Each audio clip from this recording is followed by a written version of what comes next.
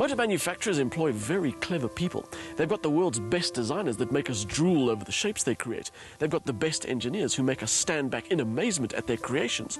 And they have the world's best marketing people that make us want to buy all their cars. But sometimes, even with all those clever people, you have to sit back and say, what the hell were they thinking? As in, what the hell were they thinking when they made this? And I'm not referring to the bizarre metallic brown paint job either. I'm talking about the thought that crossed their collective mind when they decided to hand over a perfectly good 7-seater luxury family car to some performance experts.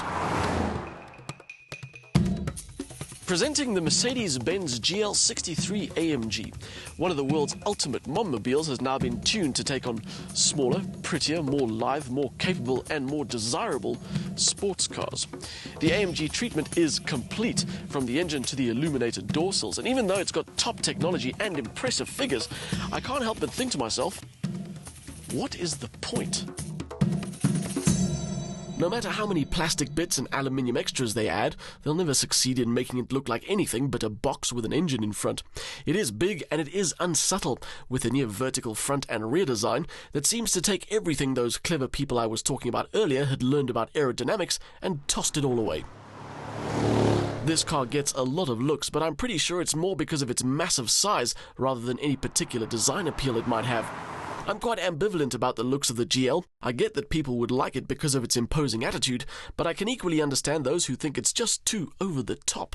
Although maybe this car gets the attention because of its V8 noise, that and the drop in atmospheric pressure that occurs when something the size of a building passes you at speed. I may not understand why they decided to AMG this particular model, but I do know they've done a very good job.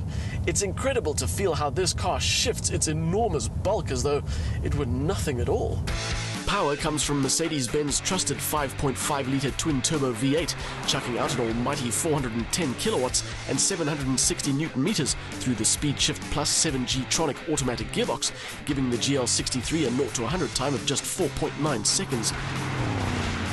Astonishing speed is matched by a brilliant exhaust noise, a combination you just don't get tired of. It is fantastic in a straight line, although when you need to slow down you find yourself standing on the brake pedal for a little bit longer and a little bit harder than you might expect as this car manages its inertia. But really it's in the corners where things get a little bit laughable. There are all kinds of clever electronics to keep things in check, although the only feel you get is of a big swaying body.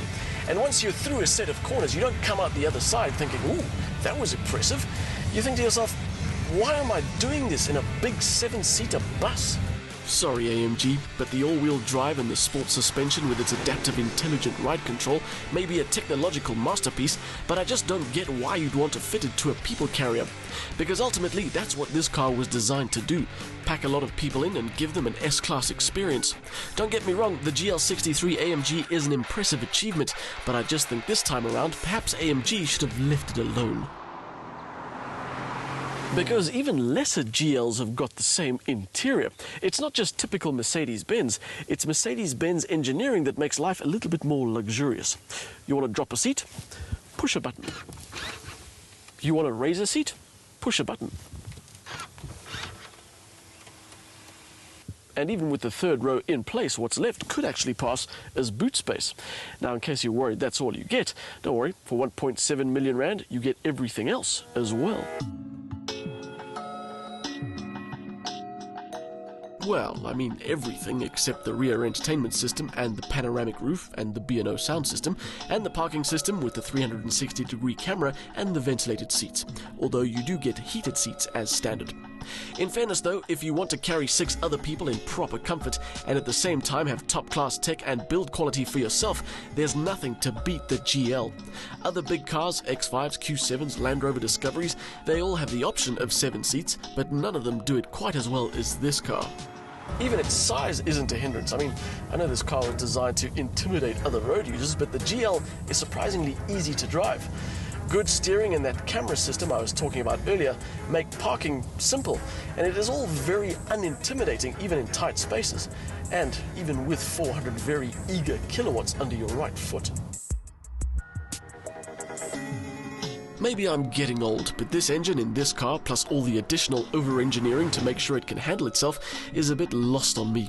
I get that people like power and they like to drive the best of the best, but really, in town, even on the open road, there isn't anywhere to explore this car's talents. And no one is going to rock up at a track day and then do a few timed laps in one of these, especially with the kids in the back. The GL63 AMG is not a bad car. In fact, given its bulk and the physics it has to overcome, it's a pretty impressive achievement. But it's also not as sporty as AMG would have you believe. Now, if you opted for the regular GL500, you'd save yourself R500,000 and still have a V8 powered wagon that's comfortable and easy to use. You'd also have a car that doesn't pretend to be something it's not, and that drinks 20 litres of fuel per 100 kilometres while doing it.